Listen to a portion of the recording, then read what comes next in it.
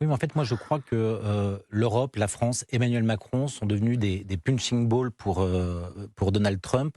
Et plus précisément, il se sert d'Emmanuel Macron ou d'Ursula von der Leyen comme des contre-modèles pour mieux assurer le service après-vente de sa politique. En fait, lorsqu'il s'adresse comme ça, lorsqu'il parle, il évoque comme ça Emmanuel Macron, il s'adresse beaucoup moins à la France et aux Français qu'à ses électeurs, dont il essaye de les convaincre du bienfait de sa politique économique, du relèvement des droits de douane Ça ne fait et aucun des doute, mais il effets. a réussi sur ce point. Alors, Il a mis oui et non. l'Europe, Oui, il a mais quand même imposé des droits de douane Raphaël parlait de convaincre ses propres à l'Europe. électeurs. Les États-Unis finissent l'année avec un taux de chômage qui est monté à 4,4. Il était à Mm. 3,7 en 2024. On signerait en France L'inflation, pour ça. oui, mais alors le marché de l'emploi n'est pas le même aux États-Unis qu'en France. Pour les États-Unis, 4,4 de taux de chômage, c'est très élevé. Et l'inflation aussi dépasse les 3%, là où elle était encore réduite en 2024. Et ça, ce sont les effets directs des hausses de droits de douane de Donald Trump.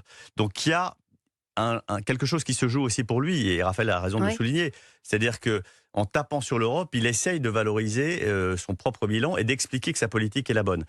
Et il doit le faire d'autant plus qu'il est rattrapé par des chiffres de l'économie américaine qui sont pas encore inquiétants, mais qui ne sont pas forcément au niveau auquel s'attendaient les Américains.